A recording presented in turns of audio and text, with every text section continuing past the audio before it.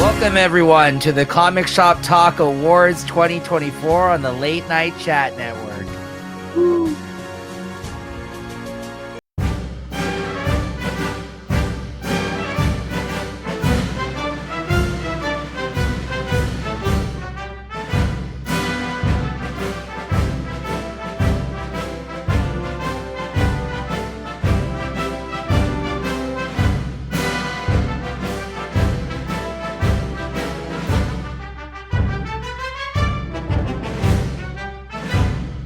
Welcome back, everybody, to Comic Shop Talk. And join with me today, as always, my co-host, Chris. And I'm your host, Nico. What's going on, everybody? Hey, Merry Christmas. Yes, Merry Christmas. As you can see, Chris is wearing the hat under protest right now. You know, the time of year that we're recording at and the time this show does come out on the feed, we figured, you know, it'd be a little festive here, or at least I figured. So hence the hats here. I know it doesn't really make sense for the award show presents, but you know, this comes out only once a year, and that's between Christmas and New Year's on Comic Shop Talk, the 1 week of the year that we take the week off, and we reminisce, Chris, about some of our favorite things that we've read this past year, right? Talk some comics. That's right. And as always, guys, make sure to check out the show, like and subscribe this video, and you can also check out the playlist. We have over 150 episodes coming up on 160 episodes. Actually, that'll be our first episode of the new year in that playlist here on the Late Night Chat Network. So yeah, make sure to check those out. And you can also check these shows out. We got about, I think there was about, this is our third annual episode of Comic Shop Talk Awards. So there's 2 more of them in the playlist for Comic Shop Talk, if you check that out. 2023 and 2022, we've done these shows as well, and this is the show where at the end of the year we talk about some of our favorite things and not so favorite things that we've read this past year and talked about on the show.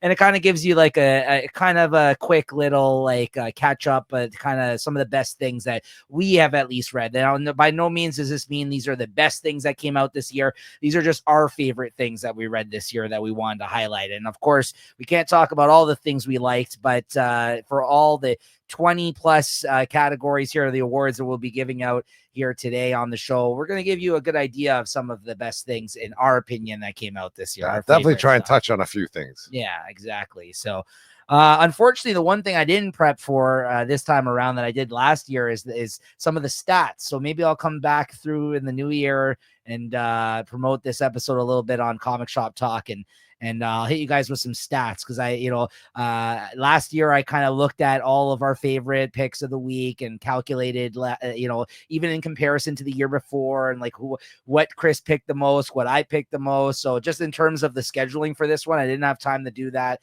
beforehand, but stay tuned because I do want to hit you guys with those stats because it's kind of interesting just as a snapshot to look at it that way too. Like, definitely, right? So like, there's some random ones I could throw out there that I do know offhand, but I'd rather kind of give you the official rundown. So wait for that. Maybe I'll tease that on the upcoming episode for the new year. We'll be able to look back on some of the stats from this episode and kind of reflect on, like how many books that Chris picked at the same time and, how many Spider-Man books were his favorites of the week and stuff like that. That was definitely a highlight this year. I'll tell you that right out the gate. So, but yeah, no, it's good. Always good to get together and have some beers. Cheers, Chris. Cheers. Cheers. And all right, let's talk comics. Talk some comics. There you go. All right, everyone. Once again, remember to like and subscribe. And okay, our first category here for the show. We're gonna actually amp up to the big ones later on, but we gotta start with something here. And Chris, we'll go back and forth. Sure thing. You want to start us off here then? Well, let's see what the first topic is. Okay, favorite cover. Cover. Yeah, right out the gate. We know that Chris, they're all very near and dear to him, these covers. He does collect covers. He's a cover collector, so to speak, right? Wow. So I like the cheesecake, and there've been a lot of artists I've been I can buy blind, let's say. Sure. The Villalobos covers. He's really good, yeah. Love his covers. Art Germ covers, I could buy those blind. One thing, I've been buying a lot of Scott Campbell covers. He might be falling off this list. I might have to see in his covers. He did a lot of X-Men covers. Phoning them in, some of these, yeah. And they're very nice, but not very detailed. And I think the new one on the list is Dan Panosian. He's been really pushing some. Great. So I think I got some covers coming him in the new year. We'll see what those ones come from. Yeah. And but for this year, I know there were some nice Archer ones. I think there's a Magic Archer out there. I think there's some nice Villa Lobos. There's Lyrics. Yeah. But I think I'm gonna have to go for Adam Hughes of the Amazing Spider-Man. Yeah. This cover. Here, let me put you up on the screen here. Yeah, I don't know. You're gonna get that closer in there, but Black Cat with Mary Jane in the background and Spider-Man peeking through the window. That's classic. Yeah, I can't go wrong with that. Amazing Spider-Man 60, which was the last issue of the Zeb Wells run. Yeah. And the reason I had this one handy, and Chris had mentioned in passing, the only thing we really talked about was covers because he was having a hard time deciding which one it was going to be. You know, I mentioned this was going to be my runner-up, and Chris is like, yeah, I think that's going to be my winner. So I had it close by to pull out here to show off here today. Yeah. But ultimately, I didn't go with this, but this was my runner-up. And like Chris said, I've actually this year, the tail end of the year, I've been getting a lot more cardstock variant covers from DC. I've been buying more into that. And even me, I'm coming around and collecting some more covers because with a lot of my issues is stuff that I you know, because I try to I go through my collection and get rid of stuff every now and then because you can't keep it all. Like, you know, I give some stuff away. I sell some stuff. So like I always go through a lot of issues. Sometimes I'll get a collected edition, hardcover of this stuff, and I'll get rid of the issues because I'm like, I don't need these. I have the collected edition of the stuff I really enjoy. But like chasing some nice covers lately, you know, I've taken a bit from Chris in that respect. Like some of the nice covers he's shown off and brought to the show before, I didn't really care too much about it, like whether or not I had a really like one better cover over another in terms of the variants. But I've been trying to track down some other covers as of lately too. So, you know, kudos to Chris. I got to say, like, it definitely, you know, it's not just the cheesecake stuff, but I also like that stuff as well. I've been showing off some covers on the show lately as well.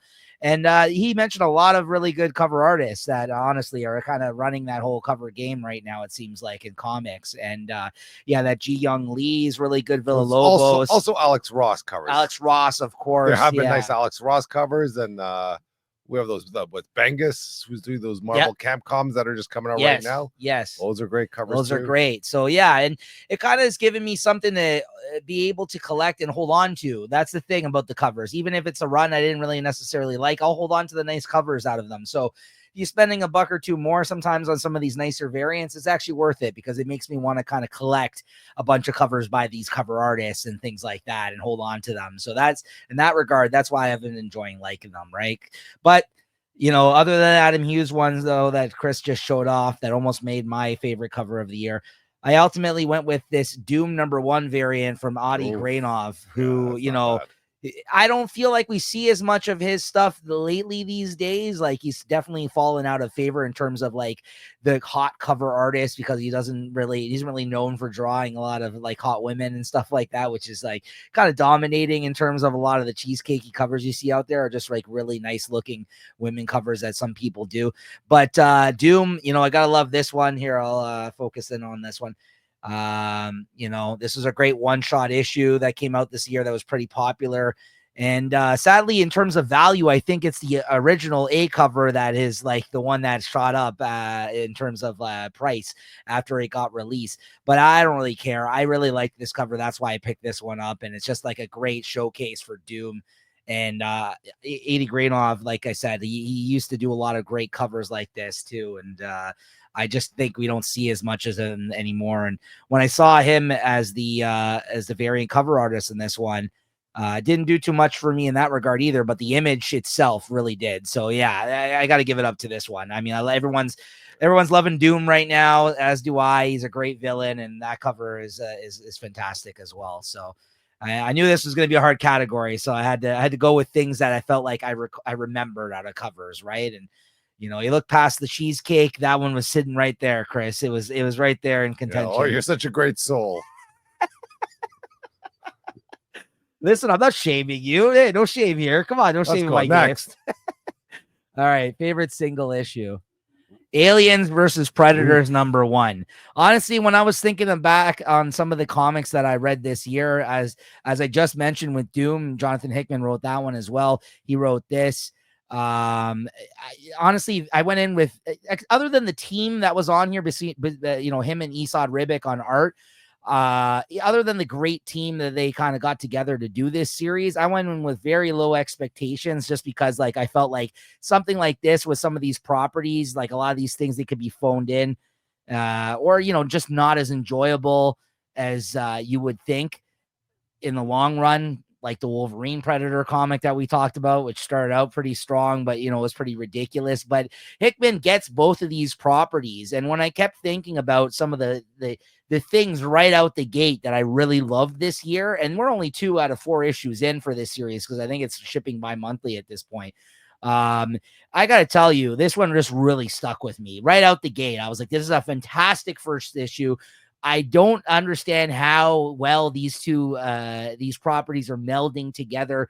Esad Ribic, we haven't seen in some time, just killed it on the illustrations on this one. And Hickman had a great year, honestly, coming back and doing a bunch of Marvel comics, which I don't think anybody expected after his success when he went and left Marvel and went and did a bunch of books at Image.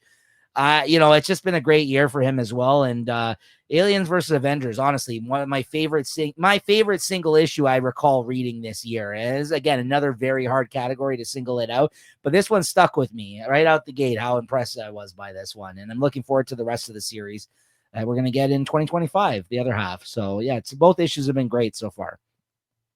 Yeah, for the single issue, that is a tough one. It is. Just looking through all the just look through my my number one picks throughout the year.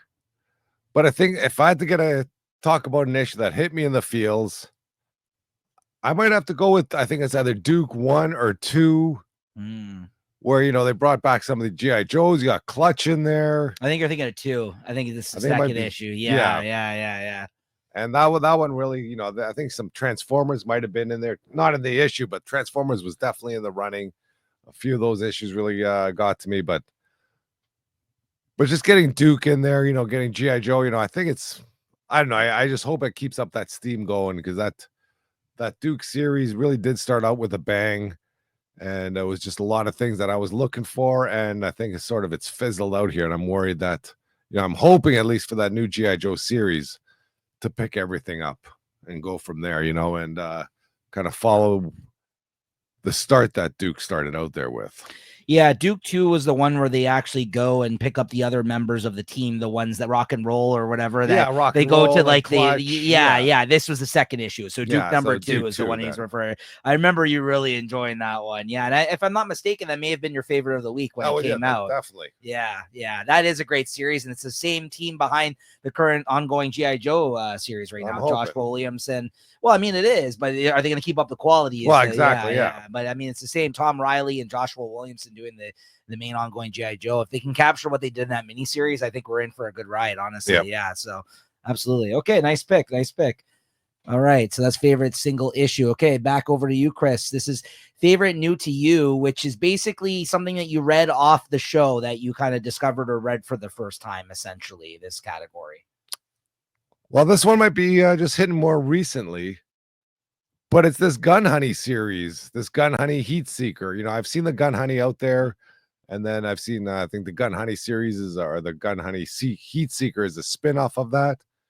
And, it just, looked like, more cheesecake covers and who knows what's going on. But I've just read a couple issues of the newest series that came out. I think they're at number 2 now. And I've enjoyed that. It's a bit of a spicy inside there, and it's decent art, and it's a good spy story. Yeah, I think it's part of Titan's hard crime comics or something. I know it's Titan. I know it's part of the hard crime. I know that they have a bunch of books that are under that banner, but they are more like spy espionage, like crime type books, right? If I'm not mistaken, if it's not. Yeah. The covers are great on those for sure. But you're telling me the stories themselves. I don't mind the stories. Well. They're kind of like Black Widow type stories, and right. I think they're doing it better than Marvel. There you go. Yeah, I have seen those. I have actually been meaning to check those out, and I have heard good things about those series. So yeah, that's good. Okay, for me for this one, it's actually a book that we talked about earlier today. Actually, we and Chris, we actually went to a local con here with a lot of Canadian creators that are kind of local to the city. And I already had this one in mind. I'm wearing the right shirt for it today. And I'm going with Conan the Barbarian, also from Titan Comics, which I don't talk about or read on the show. I missed kind of the start of this series when it started. I heard some good things about it. I've always been a fan of Conan.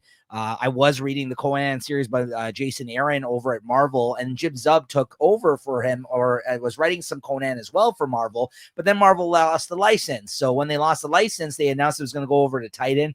And I wasn't sure, about this switch up, if Titan was going to be really bringing like quality creators to their title, especially when you hear about somebody losing the rights and somebody else taking them over. I wasn't too confident in it, so to speak.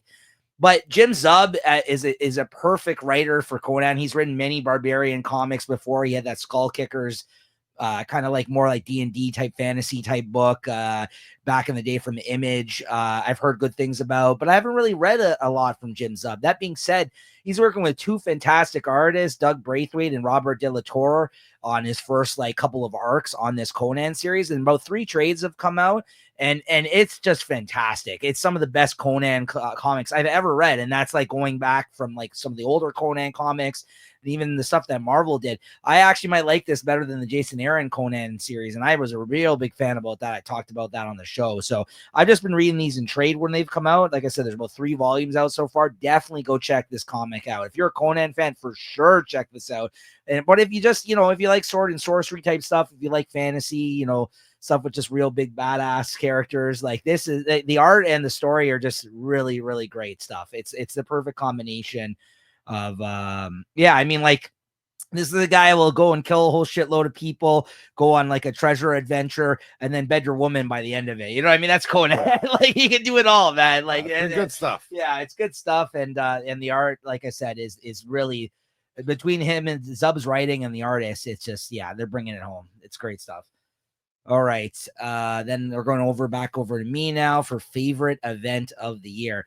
This isn't really that great of a category this year. I'm not going to lie to you guys. Honestly, I'm more so picking this out of the fact that there wasn't many big events that came out this year. And not only that, there's not many big events that we had read or really had to choose from. And I'm going with line-wide event in this category, as opposed to maybe something within the Spider-Man books or something, so to speak, right? So, like there is those could also be counted towards this category in terms of events that happen within a couple of titles.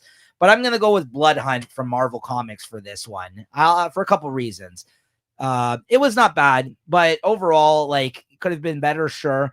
But I will say the ending of that kind of has helped set up the status quo of the event that I am looking forward to in the new year for Marvel, which is the World Under Doom, I believe it's called, right? That Doom event, the ending of Blood Hunt, not to ruin the whole thing, kind of led somewhat to, make him the Sorcerer Supreme, okay? And that is setting up possibly the next event to this whole new direction for the character.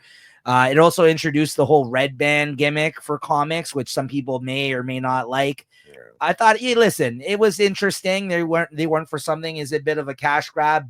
Absolutely. But this is comics. They got to try to find some gimmicks to kind of, keep it going and keep them making comics and make a few extra dollars here and there. Also, this was basically written by Jed MacKay, and Pepe Larraz was the artist on it. That's actually the biggest highlight about this. I should have started with that. He's fantastic, a fantastic artist. He drew this series, so that was good. But Jed MacKay, who I'm a fan of as well, this was basically him just kind of creating an event of a story within all of the other series that he was currently writing. And those were tie-in issues to this event too. So Moon Knight, Avengers, Doctor Strange, and all these characters at the forefront of this event. And he kind of used it as a way to bring all of the series that he was writing into the event and use them as pivotal characters within it as well. And in that regard, I think he succeeded. I thought he did a pretty good job. If you read some of the spin-off material that came of that, including the Wolverine miniseries, which I really liked, with Juan Jose Rip on art and Tom Waltz, who was one of the co-writers on the new IDW Teenage Mutant Ninja Turtles for like the first 100 issues. That was a really good miniseries, I thought, for a tie-in to the event. Blood Hunt. I got to go with that for my favorite event of the year. Yeah, for my favorite event, I'm going to go with Venom War. Oh, yes, good one. And that was a surprising one for me, at least. I enjoyed the Spider-Man Venom War. Get Spider-Man back in the black suit, and crazy things were going on with there. And then just even the actual Venom War itself, the 5-issue series, big things going on there. I think but Eddie Brock ends up losing Venom. By the end of it, he's merging with Carnage. Dylan Brock's doing some crazy stuff. I've been following the whole Venom story. I don't know how the Venom comic ended up into Venom War, but I just enjoyed the whole thing, the whole ride. With the Venom Zombios there's a few good tie-ins that followed through with that. And it was just good stuff for me. I didn't even think of that. That is a good answer for that. Yeah, absolutely. Yeah, I don't think I would give it to that myself, but yeah, I get why you would pick that. You have been enjoying that. Yeah, Venom War has been good though. It has been enjoyable. It's really like balls to the wall, a bunch of crazy stuff happening. Yeah, I wish they got Carlos Gomez on this stuff sooner though. He's looking good in that all new Venom, but unfortunately, all new Venom isn't so good. Also, a highlight of that whole thing for you was the Venom War Spider-Man miniseries. Yeah, I enjoyed that one. Right, that's right. You did enjoy that. So, all right, Chris. So next up for you, you're going to start us off on favorite anthology of the year. Favorite anthology or anthology issue for that matter. I think there's a Spider-Man in there. Wasn't there like a Web of Spider-Man issue? Is that what you're going to go with? There was the Web of Spider-Man issue that was basically I thought it was like Amazing Spider-Man 50 or something. Wasn't that? Oh, yeah. That was like an anniversary issue that had a bunch of backup stories in it. Yeah. I think I might go with that one. That was our favorite. That was our favorite pick of that week as well. Go with anthology. Not a big fan of anthologies to begin with. Me neither. Unless you want to talk about 2000 AD, I don't know if you can call that an anthology. It is. That's an anthology. Yeah, I can't get I just enjoy reading that all the way through there. There's always a good few stories, but if I had to go with an anthology that I was buying and reading, Amazing Spider-Man 50. Yeah, I think it was Amazing Spider-Man 50. That was an oversized anthology issue because it was like the 50th issue where they do a lot of backups. That was good. I recall that one being very good. Yeah, I thought it was going to be between that or Web of Spider-Man for you, which was also a big oversized. That was with the Greg Capullo cover, if you remember. Yeah, I remember the Greg Capullo. That one wasn't as good though. Yeah, that one wasn't as good. Yeah, no, but Amazing Spider-Man 50 was our favorite of the week when that came out. I remember from checking. So yeah, okay, good one. That is a good one. Listen, I like Chris. I'm also not a big fan of anthologies, and I will agree that Amazing Spider-Man was really good. That issue number 50 for that, but I went with the only anthology series I continue to buy and come back to, and that's Creepshow. Last year, this was also my pick in this category. I can tell you that right now. So instead of going for the anthology issue that we read, I went with the anthology series, the only one that's consistent enough for me to actually still pick it up and enjoy it. And the thing I like about this format is because it's coming out from Image Comics, you do get a lot of writers and artists that you may not see on Big Two Comics. And even the ones that you do see on Big Two Comics, they're coming at it with a little bit more of like a hardcore kind of darker kind of side of storytelling over here because it's an Image comic. It's not a Marvel or DC comic. So there's been some great people that have worked on these stories. And also this is only 2 stories per issue. So usually at least one of the 2 I really enjoy. And if you get both of them that you really enjoy in a single issue, that's fantastic, because so many of these anthologies, there's like 8 different stories, and then half of them I don't enjoy, and I'm like, I don't know why I spent $8 on this or however much the anthology issue costs. So that's why I don't really like anthologies for the most part, because it's not usually worth it in that regard. But these Creepshows, the regular $3.99 price tag most of the time, and you get 2 stories, and usually if there's like creators on the cover, which I do enjoy, I'm going to buy it. I'm going to pick it up. I'm going to probably like at least half, if not the whole thing. So yeah, Creepshow. This is volume 3 that they're on right now. So obviously it's been successful for them since they've taken on that licensing for doing the comic. So there you go. All right. Next up, favorite one shot. And there you go. This is what I really meant to put up this cover for. This was my favorite one shot of the year. As I mentioned, Jonathan Hickman wrote this one. You got Sanford Green on the interiors on this. It's an oversized issue involving where, the fact that, Doom, it's gotten to the point where Doom is everyone's last and only hope in this scenario that Hickman came up with in this story. And Hickman is really good at writing these types of characters. He's really great at writing Doom. He wrote him when he did his Fantastic Four years ago. And between Sanford Green, who we don't see a lot of interiors from, who I'm a huge fan of his art as well, and Hickman coming back and revisiting this character who I'm a huge fan of. This was a great one shot that came to mind when I was thinking of this category, and one that, you know, was very popular. I remember when this came out, this is one of those books where I feel like it was passed over by a lot of folks. And then the next day it was getting thrown up online for, you know, $20-$30, and everyone was going around asking for this book. Right. So it became as a big surprise, I think, to a lot of people that maybe were just like, whatever. And then they made the announcement of Robert Downey Jr. coming back as Doom. Yeah. And so like this is like the villain of the year, with, you know, and you know, because of that, they're doing the next event, it seems like, that's focused on Doom. I mean, this guy's always just been here. Just Marvel wasn't able to do anything with him in the cinematic universe till now. And he's one of the best villains to ever be created, in my opinion. I bought into the hype years ago. I'm not just part of this new wave of fans of the character Dr. Doom, believe me. As arrogant and as cocky and as an asshole character that he is, those are the villains I like the most, the ones that are so full of themselves. So, you know, him, Kang, like I like these guys, right? So listen, I gotta give it up. Doom one shot that came out from Marvel and Hickman there. Nice pick. I might have to go with the Lobo cancellation special. Ooh, very good. It was good to see Lobo back, and they brought him back, you know, as more of a original type Lobo. I know they kind of messed up with his character over the years, and that's good to see him back as his original self doing his crazy stuff. And your boy Kyle Starks wrote that one. I can't go wrong with that either. That's right. That was a good one shot. Good pick. Yeah, that was a good pick. I did come across that issue when I'm looking over this category. It came to mind as well. That was a great one. All right, Chris. Next over to you. Best promising new series. So maybe something that's come out over the last couple of months that you have a lot of hope for in the future. Oof. Best promising new series. If you need another minute, you can pass it over to me. Yeah, if you got one there on right off the top. All right. Best promising new series. For me, I'm gonna go with Absolute Wonder Woman for this. This is actually surprisingly one of my favorite, if not my favorite, out of the Absolute titles. The only other one that I have there that's competing against this, because I haven't really cared for Absolute Superman as much so far, is Absolute Batman. So therefore, I'm going with the Absolute line of books, Chris, for this. If I had to bring one over the other, I would have to go with Wonder Woman, but let's go with the Absolute line of titles for best promising new series.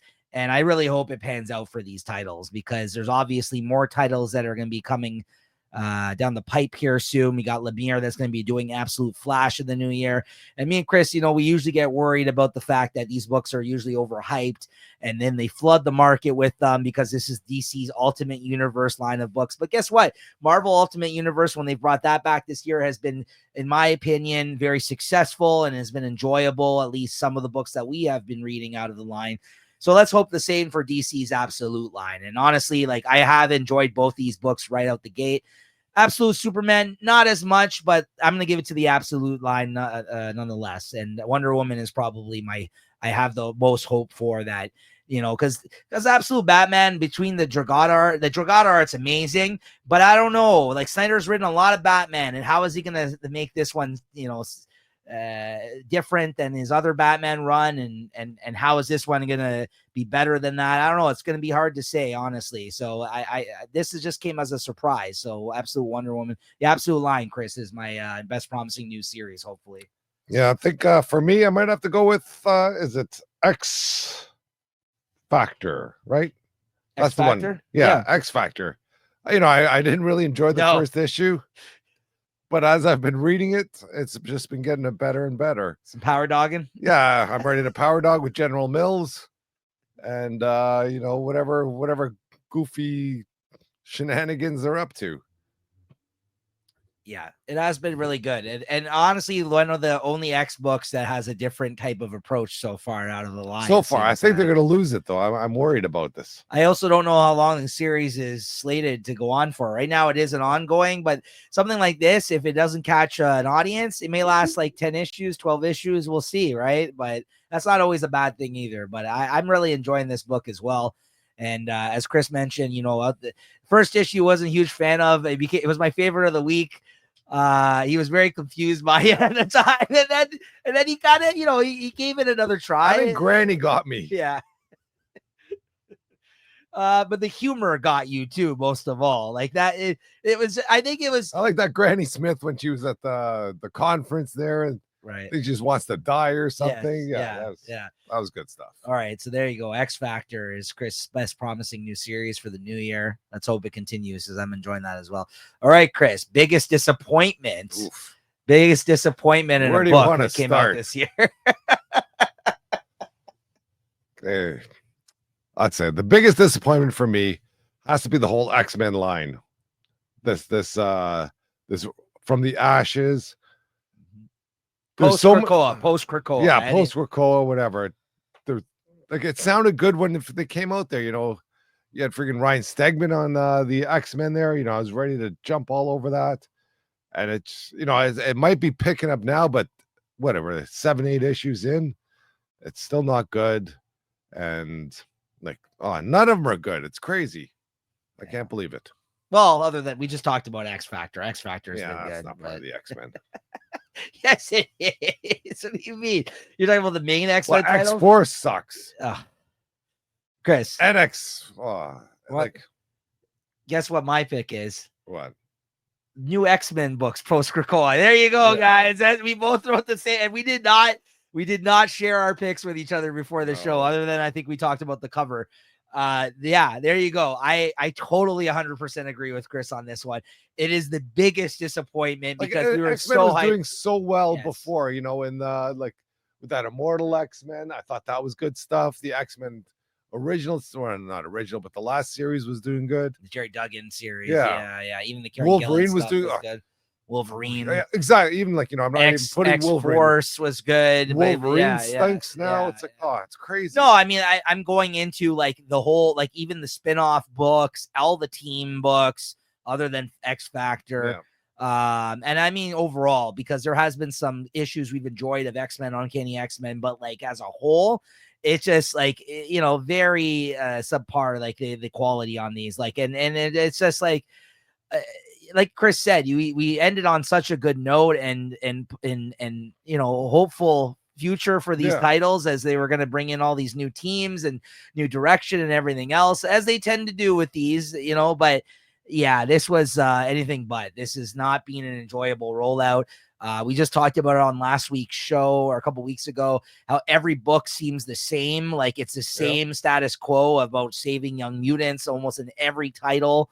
And honestly, that's actually one of the things that has attracted me to X Factor, because it's the one book that it is trying to do something different than the other books so far, it seems like. And the less that book is involved in with the main status quo of the X-Men, the better, honestly, because right now, it's a mess, and it's very, very underwhelming. All the titles have been very underwhelming, right? So it does. So yeah, it's funny. That's the first. I had the same answer as you. New X-Men books, because disappointment. So all right. Next up, I think this is our first year doing this category was last year.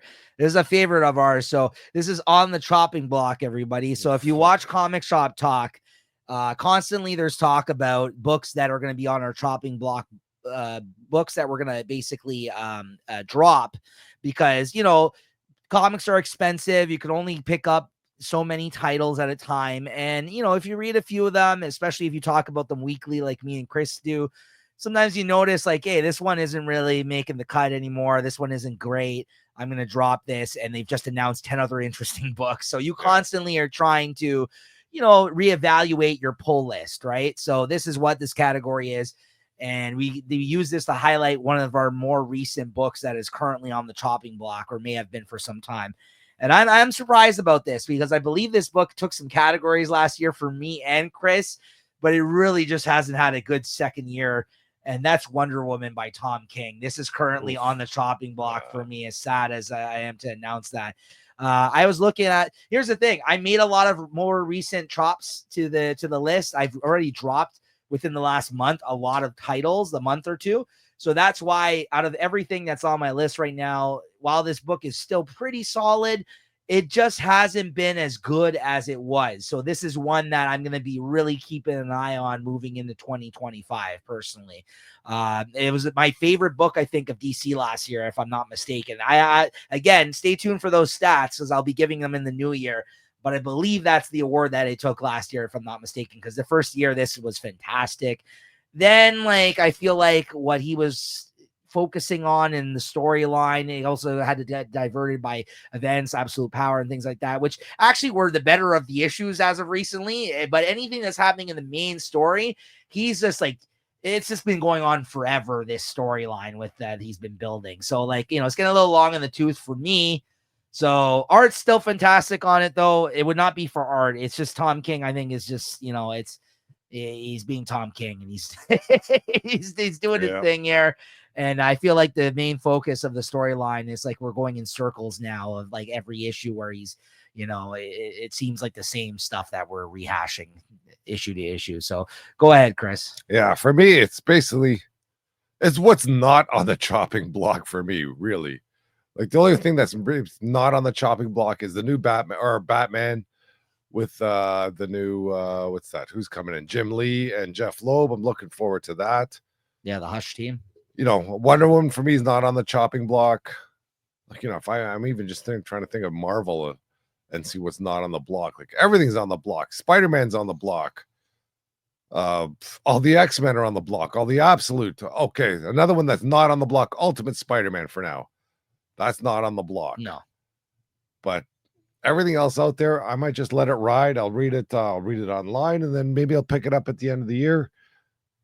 You know, on some 50% sale. I'm spending way too much money on comics. Yeah, you've been reevaluating. I've been reevaluating, but then, you know, when the solicitation come out, all this, you get excited by certain stuff. All this One World Under Doom, you know, I want to read that. You know, maybe Fantastic Four is back on the list. You know, it's crazy, but so it's an ever evolving process for you. Yeah, so you can't single it out to one book here. I can't block. There's nothing I've chopped. Like I've chopped whatever Harley Quinn. You know, I don't regret chopping that. Yeah, and for what's on the block, we'll see how it goes. There you go, guys. Everything's under reevaluation for Chris. It's all under reevaluation. So there you go. He gave you the ones that aren't getting chopped anytime soon. And that's Ultimate Spider-Man, Wonder Woman. Yeah, okay. So there's certain things that Ultimates are still good, but everything else is under investigation. Okay. There you have it, guys. Should be an interesting 2025 during the show. He'll still be reading them. He's just not going to be picking them up, it sounds like. All right, Chris, why don't you hit us with your favorite character or cast of characters for this past year? Oh, this might bleed into other that's all right. Other categories, but favorite character has to be Ultimate Spider-Man. And the cast in there. Maybe not all of them, but just, you know, we got Spider-Man, Mary Jane, the kids there. I don't mind the kids. They're not really involved in anything. I do like Ben Parker. I do like J. Jonah Jameson in there. You know, I hear they might be bringing in a Mr. and Mrs. Eddie Brock coming in the future. The Liz Allen and Harry Osborn. Everything's good in there. I can't nothing bad to say about Ultimate Spider-Man. Well, there you go, Chris. Again, 2 for 2 this episode. I put down the cast of the Ultimate Spider-Man / Ultimates, basically the cast of the Ultimates books that we're reading right now. But Ultimate Spider-Man over Ultimates for sure. But I have also been enjoying the Ultimates. So I kind of just put Ultimate Universe here for the cast of characters. But yeah, I love the dynamic between Ben Parker and J. Jonah Jameson, newspaper men working together. I think that's one of my favorite parts about that book. And just like the mannerisms and the way that the characters act that are different and not what we expect them to be like after years of the same type of tropes that we've read in Spider-Man comics. Even slight differences in the way that they act with each other or talk to each other, or interact with one another there. It's fantastic. And honestly, if you told me that Hickman was writing this book, I would call you a liar, because this is a very different approach that he's taken to writing this title. It doesn't feel or sound like a Hickman book. It's got heart at times. They actually feel like real people.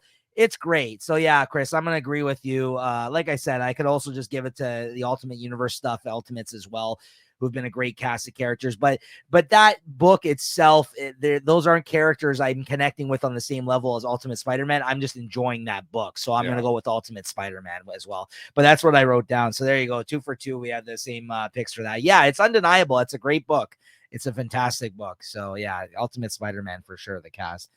All right, next up we got least favorite book. Here we go. Here's some of the negative categories, guys. Some of these awards. So we try to keep things positive around here, but unfortunately, or at least I do. I don't know, Craig. Unfortunately, we do have to give out some awards for some of our least favorite things this year because they should be recognized as well as things that to avoid. Also, shout out to Christine who got me this beer that says it's called Pig. I hope it's good. It's a West Coast style IPA. So there we go. It's crack that bad boy, but I do find that pretty funny. It's just called Pig. There you go. So the award for this, for me, for least favorite book, come on. You guys watch this show, this should come as no surprise. It's Harley Quinn. This book is garbage. It won't catch a break with me. The only reason I read it and buy it still is because, like I said, Christine's a big Harley Quinn fan. I've talked about her on the show, and she's months behind the title. So every time when she checks in with me and she says, "Hey, has it gotten better?" I'm like, "Nope." So I still keep up to date on it. She's just one of those people like where there's very few titles she likes to consistently buy because she's a fan of them, and that's one of them. And this has gone through a real dry spell, guys. Honestly, this may have even been the winner last year for me as well. This is honestly, this book hasn't been good in 2 years time, and I continue to pick them up and read them here on the show. So if my reviews have become uninteresting as a result, when we check back in with it, I'm like, yeah, I try to find good things about it. For a while there was really good backup stories by interesting artists and writers that they were putting in the issues, which was a highlight for a while for the book, but that was probably last year. This year, it's actually switched up writers, I think, twice this year. I think we're on to the second writer of this year now. Tina Howard was writing it from last year into this year. Sweeney Boo, who I'm a fan of her art on covers and stuff like that, didn't really bring it with the interiors, but the story itself, I just don't feel like they know what to do with this character anymore. She's gone in so many different directions and basically been a character that they can do so many different things with based on the popularity, but yet they are always doing terrible things with this character and predictable, boring stories. And I just don't think any writer knows how to write this character or what this character is anymore, honestly. So that's kind of what I feel about the current state of the book, and it's terrible. And yeah, all day, every day, this is my least favorite book that we read and talk about on the show. Yeah. So, Chris? Well, I agree with you there, but there's other stuff I didn't like out there. That Gang War by both Marvel and DC put out a Gang War, and they both stunk. But wait, what was the DC? The Batman Catwoman one? Yeah, that was no good. Was it called Gang War? Or was it called something War? It's called something else. But yeah, it was basically a Gang War. It both sucked. But one of my biggest disappointments though was Daredevil. Oh, and I tried to get back in there. I thought some good things were going on, and it just wasn't. And and to go with that, it'd be the same writer that's doing with Daredevil. He's just killing Wolverine now too. Mm-hmm. But if I had to give it to my least favorite book, one that I was buying and that was on the block at Chopped, and I don't regret one bit is Daredevil. Yeah, you stuck with that longer than I did, even. Yeah, and I'm a huge Daredevil fan as well, but I don't disagree with you there. That was terrible. Yeah. I think I read the first arc or close to it, and that's not even. Good pick. Okay. Then back over you for least favorite artist. Oof. Yeah, it has to be JR. Easy, no thought. Sorry. That was my pick last year. He did bring it, I think, in one issue of I also know you weren't a big fan of Sweeney Boo, the aforementioned Sweeney Boo. I'm not buying that anymore. And right. But JR, you're more that's one that just killed me every time he's into the Spider-Man there. He did bring it for a few of those fighting episodes with the last couple of issues with Tombstone, but just those were good. But even just looking at it today, when that Gleb Melnikov and just has airs of freaking JR in there, it's like, whoa, yeah, no way. Yeah, I'm not surprised. Don't miss you. Yeah. Well, I think Christine agrees with you. She hates JR. For me, I mean, this you might be upset by. I'm gonna tell you. I gotta go with, you may not know him out the gate from his name. This is Valerio Giordano.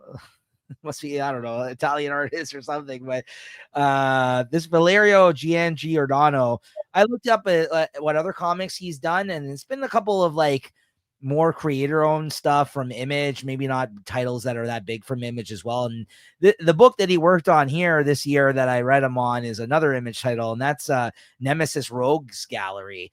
I'm sorry.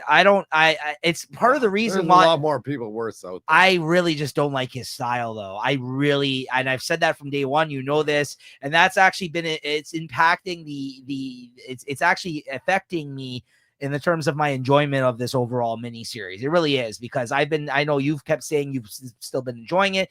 I haven't been enjoying it as much. And I think that art has a big reason to why I'm not enjoying it. I mean, listen, he followed up Jorge Jimenez on the last Nemesis. Okay. Pepe Larraz on the Big Game series. Look at these big two artists that were on series before this artist on this one. Then Nemesis. Wait, so you say Mark Millar is wrong with picking him? Yes. Mark Millar is a great person to pick artists on his books. But you like Mike Hawthorne. Come on, really? What, on Batman you're talking about? Yeah, he was not bad. He's not my favorite, but he's better than this artist. Sorry to say. Listen, art is subjective, guys. So listen, I don't like this artist on this book. And he's following up Pepe Larraz and Jorge Jimenez that did the last two Nemesis type of series for Mark Millar. I'm sorry. You're hanging in there. I'm gonna finish the series. It's just he's not a good artist. It's one of the worst Mark Millar artists I think he's worked with, quite frankly. I'm sorry to say. Yeah, not for me. All right. That's why I thought you were gonna get upset, because I know you like that book. So I'm just saying the artist is not good. Now, the book's fine. The artist is not good. So. I've seen worse. Sure. All right. And now let's go to me for least favorite writer. Now, Chris, he actually touched on something a moment ago. I'm going to go with Saladin Ahmed. Yeah. He is terrible. Like you said, my main gripe with him is the fact that he's been writing Wolverine for like four issues now, I think. It's terrible. I want to read a Wolverine ongoing book. I'm so saddened by this fact. And he also ruined Daredevil for me earlier in the year. So the fact that this is one of those names that if I see that he's writing a book now for Marvel, I will not be pursuing it. I said that a few issues into Wolverine because I bought this outright. I'm like, okay, you know what?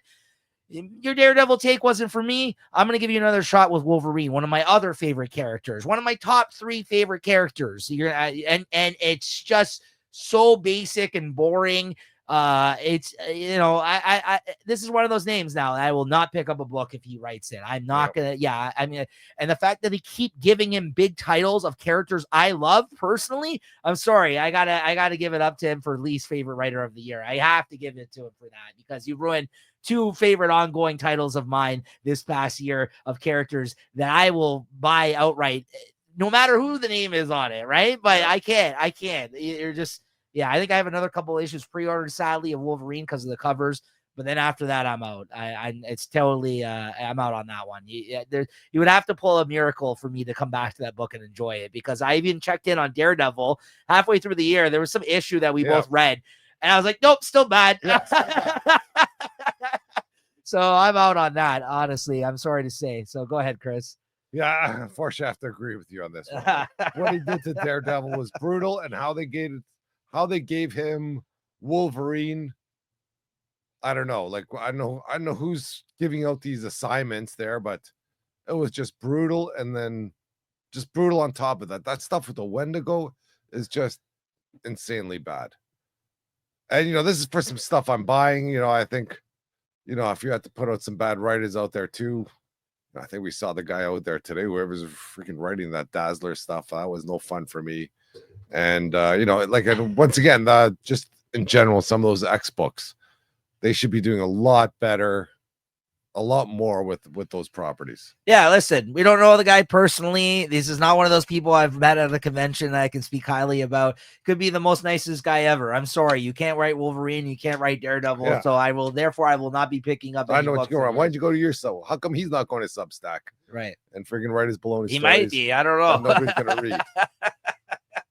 But yeah, I'm sorry, you're not doing it for me on some of my favorite characters. So therefore, I will not be Yeah. picking up any future titles by Saladin on that. My apologies. All right, Chris. Let's get off these negative topics, Chris. Why don't you tell us about your favorite writer of the year? Now we've just highlighted your least favorite writer. Go ahead, Chris. Favorite writer of the year? It's an easy one. It's got to be Jonathan Hickman this year. He freaking brought it hard. Not only with, you know, like the Ultimate Spider-Man. I think the Ultimates were from the year before, but I enjoyed Ultimate Invasion, yeah. Wolverine Revenge, the Doom one shot. Well, the Wolverine Revenge. Aliens versus Avengers. But the Alien versus Avengers, that one really cemented it. I know you weren't a big Gods fan, but the Gods suck. Yeah. But that Aliens versus Avengers, that was something I'd have no idea. That's one of the comics that, you know, after I read it, I had to go out and pick it up. And I was happy to find an 8 cover kind of hidden in the pack there. Yeah, that's going for a bit too right now. Yeah. That one. Yeah. So wow, I can't believe this. I don't think this happened as much last year, but once again, I agree with Chris. I had Jonathan Hickman. Yeah. I really took a good look at the writers this year that really wowed me, even in comparison to other years. And we're kind of in a period where a lot of writers are in transitional periods. I'm finding where they've just finished their run on a lot of books this year, or they've just started new runs on books. And Hickman, for me, the reason, other than the aforementioned titles that he did this year that we really enjoyed, Ultimate Spider-Man being number one, and then Aliens versus Avengers, and you know, the Doom one shot was really good. And you know, listen, Gods, I read it in trade, I dropped it in issues. It's not bad, but it's probably still my least favorite thing he's worked on this year. Wolverine Revenge is okay, but the most impressive thing about this guy, as I mentioned earlier, I think when I brought him up on some of those other books, is that he left mainstream comics. Like, he was not working with Marvel. He left Marvel years ago after he finished his Avengers run. And then he went over to Image, and he had very much big success over his creator-owned books over there. Worked with Nick Dragotta on a book called East to West, one of my favorite books ever. Continued to do books, creator-owned books, and still does them. But the fact that he went back to Marvel and started like writing all these books, I would never expect him to write like a Wolverine Revenge book, even if that's not our favorite. It's interesting to see him on a book like that with Capullo. Aliens versus Avengers, amazing, which is like not a book I think I would ever see him do because it's like a licensed property. Like, so these, like, the fact that he went away and came back and is just killing it this year, like, I had to give it to him. Ultimate Spider-Man, a book that I would never be able to tell you was just written by Jonathan Hickman. He's just coming at it with like a different voice or a different writing style or whatever. Right? Great stuff all around. And I mean, like, yeah, got to give it up to Hickman. It's one of my favorite writers ever in comics, at least more recent years. And he left Marvel. I thought, well, usually when these guys leave, they're never coming back, right? They must have offered him a boatload of money or something. Who knows? Maybe he just was creatively spent. And he's like, I'm going to go fucking start doing some books where I'm just like, yeah, things that people don't expect me to do. So yeah, Jonathan Hickman, absolutely, all day. All right, favorite artist. This is one of my toughest categories every year because I mean, art is the reason why I enjoy comics the most is the art. I mean, obviously great stories as well, but I love so many artists, and like, again, with artists, their output in a single year could be anywhere. Some of the really big ones, 4 to 6 issues. So I got to base that, you know, those 4 to 6 issues of maybe something they did for this category, right? But for this one, I honestly went with one of the most consistent and great artists that honestly has probably put out 24 issues this year, and that's Dan Mora.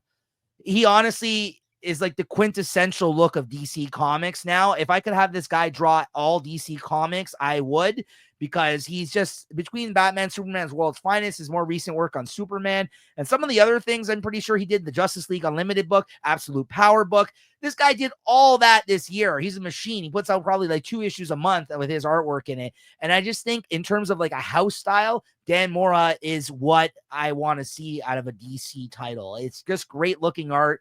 He draws all the characters really well. And, he's consistently working on big titles for DC, whether you like them or not. He is doing a lot of his stuff with Mark Waid, but he's still like on big books. He just recently branched out to do Joshua Williamson's Superman, which looks fantastic. Chris just talked about one of the more recent issues with the Doomsday stuff in there. That looked amazing. So yeah, I got to go with Dan Mora because I don't think I've given this award, even though he's always in the running. But this year is just his output and his quality is one of the most consistent in the game right now in terms of artists. I got to give it up to him. Other names that were in there though, DWJ for Transformers. Sean Murphy did a Zorro miniseries of all things, but it looked great. Like these are some of my favorite artists that I talk about all the time, right? Even David Marquez, who did those first few issues of Uncanny X-Men, have been really great lately. The artist Marco Cicchetto on Ultimate Spider-Man. Great art. I can go on all day, but go ahead, Chris. You tell us your favorite artist. Yeah, you mentioned a lot of good ones there. You didn't mention my favorite, though. My favorite right now has been that Kerry Andrews. Oh, Spider-Man Reign. Yeah, it's fantastic. And it's not even just Spider-Man Reign. Anything he's done there earlier. I think he did a few Spider-Man issues. Yeah. Covers. He's been doing covers. They've been just jackpot. And, well, no pun intended. They've been all good stuff. And, if he's great, anything that he's connected to, I'll definitely buy. You should seek out his Iron Fist series that he did. It was like a 12-issue series he did a few years ago. Anything except Iron Fist, but I'm just telling you, if you like his stuff.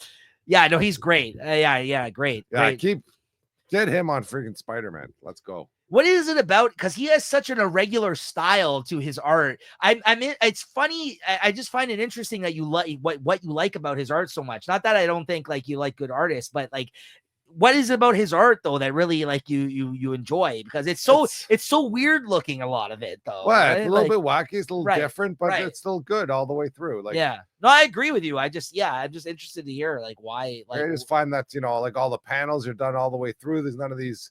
If he's doing a panel that's pulled away, it's just gonna be like a stick figure in the background, which I've seen in other things there. Right. And he's not ready. He's ready to get wacky with these characters. Like that old man Spider-Man was crazy. With the beard, yeah, yeah. What I really liked about that series too is that he kind of captured some of the McFarlane Spider-Man kind of era in his art as well. Like, which I'm a huge fan of course. Yeah. All right, good stuff. Good pick, Chris. Favorite limited series. So like like mini series or a series of 12 issues, maxi series. I'm just gonna put limited series here. All this verbiage. So this one this started at the start of the year and ended halfway through the year. So I had to kind of look back through the archives of books that we were picking or things we were talking about. I was looking back at old poll lists on my app, trying to see what came out on certain weeks. And you know what? I honestly almost forgot about this one, but I'm glad I kind of did the work and looked through my list because this is definitely deserving of this. And that's Avengers Twilight. Oof. This was a great miniseries. And the last thing that Hickman worked on for Marvel, and I remember at the time, I think he had said this might be like the last thing that he was going to work on. And I hope that's not the case. I hope he does something for them real soon. And I wish we got the chance today to talk to him because I was probably going to ask him about that there. He was also at our local con that we went to today. But this was a great self-contained miniseries about a futuristic story about the Avengers, where they are at years from now. And great Daniel Acuna art. I love his art. Yeah. And again, an artist you don't see as much these days. And it's just great characterization, interesting story. Yeah, great art throughout. Honestly, I bought the issues, bought the trade. Great book. I wish they put this in an oversized hardcover because I would buy that too. That's how good this was. And I'm glad I remembered and I looked through the archives there because I didn't want to pick any miniseries that have not ended yet. I was trying to pick one that ended within this year because there's a lot of really good miniseries that are happening right now that only either have an issue or two left to go. So I tried to go with one that ended and started within this year, and that was Avengers Twilight. So yeah, Chip Zdarsky, probably the best thing that he's worked on this year was this book, in my opinion. Yeah. Well, that's where you got to see Chip Zdarsky without the handcuffs. I'm sure there's nobody telling him what he could do, what he can't do. He could do anything with what he wants with these characters. Whereas, I've mentioned it before, I feel that he's just got his handcuffs on over at Batman. And he's doing what he can, and good for him there. And, Avengers Twilight was in the running for me. There's the The Nightclub, I'm not sure if that's going to finish by the end of the year, but Nightclub's been doing very well. Might. I think it's one more issue to go. It might either that or it's going to end like the first year, first week of January. Yeah. But if I had to go for my favorite miniseries, I think if you look back at my list, it's got to be Spider-Man Reign 2. Yeah, I'm not surprised. I'm not surprised. Yeah. I think you picked 4 out of 5 issues as your favorite of the week, if I'm not mistaken. That was just great all the way around. It was a crazy ride. It was good. I thought they're going to do some, they almost made Spider-Man to be the villain at the end. I ordered the trade paperback. I pre-ordered it. Yeah, they got room for something to happen there. I guess whatever Carrie Andrews is ready to go again. And it's just better be him that does it. Better be not like, Spider-Man 3. He did the first one years ago. Yeah. So, I think it would better not be like Reign 3, with Teenie Howard or something. Or Torrin Grumbeck. But, no, I think Chris is out if that happens. Hey, listen, she didn't get your least favorite writer this year. He just stopped reading her books. That's why. No, she's been on a lot of things. She has been. Venom, you've enjoyed her Venom. I've enjoyed some of the stuff that she's put out there. She's had a better second year. Definitely. Sure. Yeah, for sure. She just did not have a voice for Thor or the Asgardians.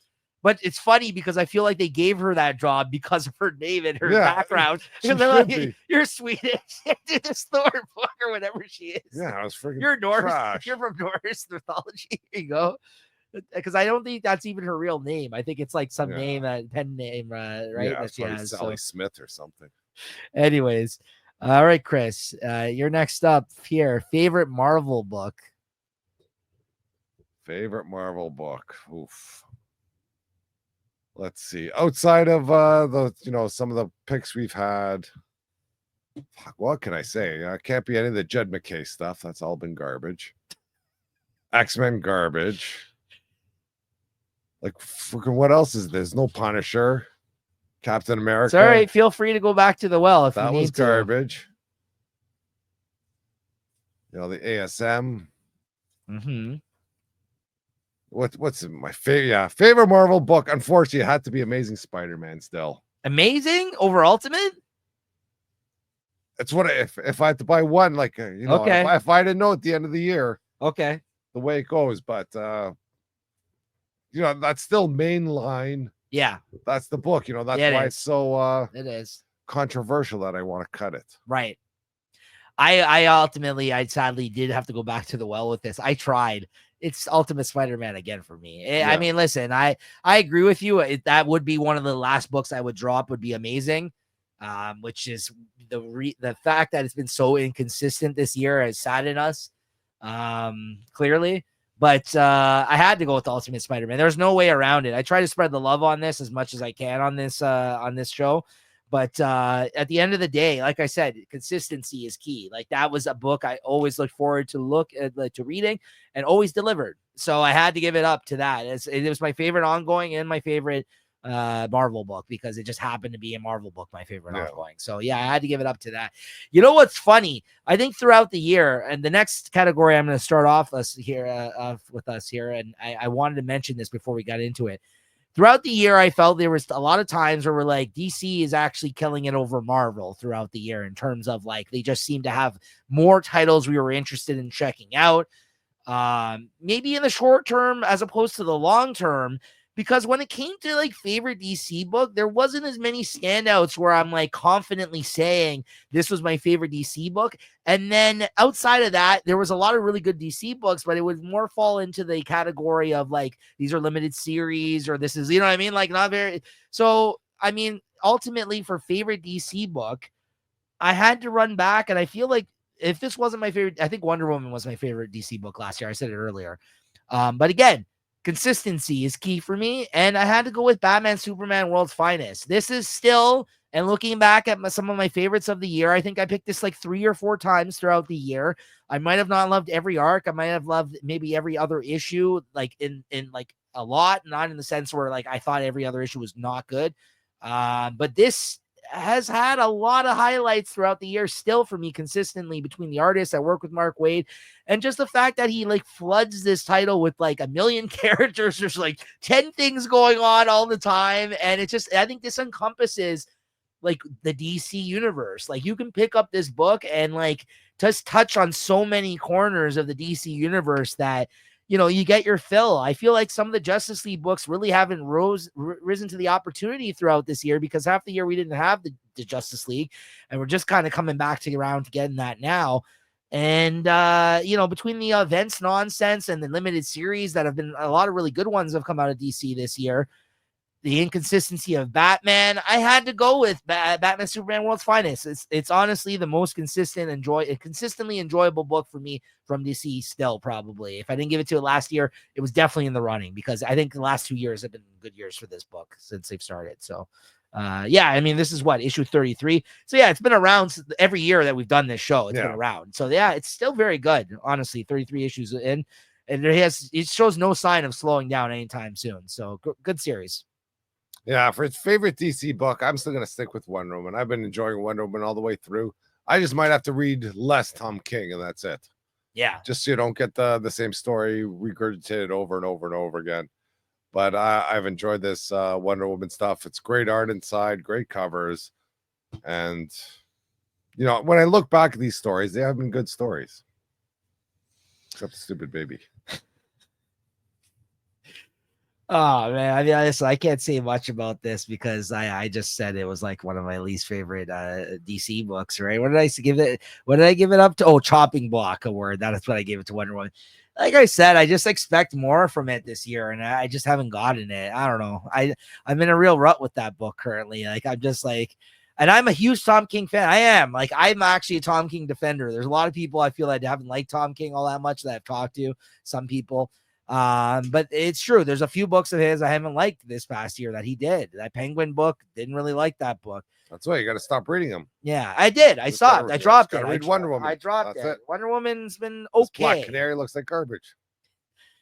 This Wonder Woman's been okay, I will say, but I'm glad it's your favorite DC book. All right, favorite other publisher book. So that's, you know, Image, Dark Horse, IDW, any of those, Chris? That is a tough one because Image has been freaking kicking ass this year. There's been a lot out there. You know, the Transformers doing good. G.I. Joe's doing good. I might have to give it to the Transformers, though, even though I don't like it so much, but there's been a lot of good issues in there. And if we're going outside of other publisher, unless I wish I read more Conan. I think Conan would be up there if I read more Conan. I've only been reading in trade, so it doesn't qualify for me here. Or else if I did, I would definitely give it to Conan. But yeah, I have not been reading that in issues on the show. So I agree with you there. But yeah, I can't give it to Conan because we don't talk about it on the show really. You talked about like one issue randomly, I feel like a little while ago. But yeah. I don't read it. Yeah, just one issue I read randomly. Right. It was awesome. Yeah. So Transformers. I'm going to go Transformers. Okay. I just realized I forgot to add one category to the rundown here. So there's going to be not as big category before our final big category here on the next one. So just so you know, but I'm glad I caught that because it's important to our to all the categories here as well. This is another big one. I mean, there's been great books from, you know, Image and Dark Horse and IDW this year. Honestly, Sacrificers, great book. The Energon universe stuff, really good. You know, the Deviant miniseries has been really great from Image this year. Even the Jeff Johns books, Geiger, things like that. Geiger, the Cul-de-sac. Yeah. Where Monsters Lie, Cul-de-sac. Yeah, that's been great. 2 issues in that. But ultimately, and I don't know if I would have picked this if it wasn't for the last 2 issues, but the last 2 issues have been fan-fucking-tastic of this series. I gotta go with Teenage Mutant Ninja Turtles from IDW. Jason Aaron and a bunch of different artists have worked on this so far. Every issue has had a brand new artist. This last issue, though, the last issue was a good one. I mean, the last couple have been good, but this one especially, this one I'm holding right here, the Chris Burnham drawn one. Oh man, you guys gotta go check this out if you missed out on this. Every issue has been a singular one-shot story of a different turtle. And yeah, this was the Donatello one, I think, this one, right? Yeah. And So good. So yeah, this is honestly a series I'm going to be very excited for moving forward into the new year as well. This one, but Jason Aaron, I didn't know if he would have a great voice for this book or not, and even though he's one of my favorite writers ever, and he's writing a great Turtles, and honestly reminds me, it simultaneously seems like a fresh take on the Turtles, but also he's getting into the core of these characters, of like what the personalities of these characters, like what makes these characters individually great, and the world of the Turtles. And he has a really good artist that's going to be working with him now, I think starting with the next issue, that's the ongoing artist. But it's been fun seeing so many interesting artists draw the Turtles as well for each issue of these Turtles so far. So yeah, I got to give it up to that one. Only 4 issues this year. It's still my favorite other book from a publisher. Favorite underrated book. I was looking at my stack here of things to show off, so I had to. Thankfully, I remembered. I don't know if it's under. Oh, you're going ahead. No, it's my go on this one. Drawing Blood. Also another Image book. Also speaking about the Turtles, this is co-written, co-plotted by Kevin Eastman, that created the Ninja Turtles. Drawn by Ben Bishop, who was the artist of the Last Ronin series for Ninja Turtles that he worked with. And this is like a very semi-autobiographical comic, loosely based on events in Kevin Eastman's life, made into a very much more interesting story. I feel like is not being talked about that much. I don't know if this book's being covered in a lot of places or being talked about in the comic shops, but it's another book that's like an interesting, almost slice of life, although has like a lot of like, criminal kind of stuff going on there, like a very fun, interesting, again, semi autobiographical book with good cartoony art, but interesting storytelling, interesting characters. And every issue that comes out, I always have a really fun time reading it and talking about it on the show. And again, just a book that I feel like it's not like any other book that's being published right now. Very different in tone and storytelling than a lot of other things on the stands right now. So that's why I wanted to mention it. I know there's some big names attached to it, like in terms of Kevin Eastman, but I don't think people that recognize that he created the Turtles really know that name nowadays in comics. So if this is something that you didn't check out initially, definitely go check this out. I think the first trade paperback is out now. I think he has like the first 4 issues. It's going to be a 12-issue series all in all. So yeah, good stuff. Go ahead, Chris. Yeah, I was thinking either Geiger or something. I'm not sure if that would be even considered an underrated comic, but I'm gonna have to go with Local Man. I guess that was a great comic, and I just guess it never found its traction. I think reading the last issue, they kind of dropped it on you, where it said, "Yeah, this is just the last issue." I think the artist was saying, I'm happy I can, I'm making money on other issues or other comics. And maybe he'll come back to this, but I thought Local Man was also a good comic, and it just never found its place, I guess. Yeah, it ended this year, and I think the third and final trade paperback will be coming out soon. If it's not out yet, I don't think it has been, but there's 2 trade paperbacks out right now that collect most of the series. I think it's like 15 issues all in all or something like that. Yeah, but that was like one of our surprise hit books last year on the show. Like Chris, I picked it a bunch of times as his favorite of the week. It was another book where I feel like it flew under a lot of people's radar that even Chris didn't understand. Month to month when he reread it, like, I know you always said, hey, it came out on a crappy week, so it was always like my favorite pick that week, but it honestly was again, surprisingly always enjoyable book. Like it was, but it also tapped into like the extreme 90s superhero type of stuff as well, which I thought always played well. But there was like a lot of like grounded human kind of stuff going on in it too, like real life type of storytelling going on in this world of superheroes, right? So yeah, I agree. Local Man was a great book, absolutely. Okay, guys, so that's almost all of our categories. We're on the last category and by far the biggest. And thanks again to everybody who checks these episodes out and came and checked out the show this year. I just wanted to give out one final shout out to everybody and thank you, everybody. And make sure you like and subscribe. And if you know friends in your life that are also in the comics, make sure to check this show out. Honestly, week to week, we'll be here in the new year. I haven't got Chris's walking papers as of yet. So as far as me making wear this hat might be it though. For could be. Favorite ongoing series, Chris. This is a big one. I know it's easy for me. I got mine locked and loaded. And I'm gonna have to go with Ultimate Spider-Man. It's freaking no question. Yep. Same. Yeah, like, what more can we say? We've just been freaking singing its praises. Me and Chris the are whole like a time. hive mind, apparently, at this point. We both think the same thing on several categories. No, Yeah. I mean, it just speaks to the type of year it really has been. And obviously, we're going to share a lot of same interests from doing the show with each other. But yeah, I agree with Chris. Ultimate Spider-Man, like I said, we've been mentioning them in a few different categories so far throughout the episode. I mean, what more is there even to say at this point? It's the most consistently enjoyable book. I don't think there's been one bad issue where I'm just like, that was terrible, or or an arc. And like, it just, and every issue is singular in the events that happen in it. They even tell you the month at the start of every issue as they go and through to the be year. honest, nothing's really happened in this whole freaking series yet. But it's still so awesome. captivating. Yeah, I know. A lot of the issues, they're just standing around talking. Like, that's like literally, there's like barely any action. Yeah. Oh man, like I remember when we even talked about this comic on the show. There's so many times where we're like, yeah, not much happened this, and then we would talk for like 10 minutes about the issue. We're just like, yeah, but then this happened, and then there was this part of the story, and I like this bit, and like, yeah. I that's my pick as well for favorite ongoing series. I mean, yeah, it's undeniable. I'm just really happy about it because it's.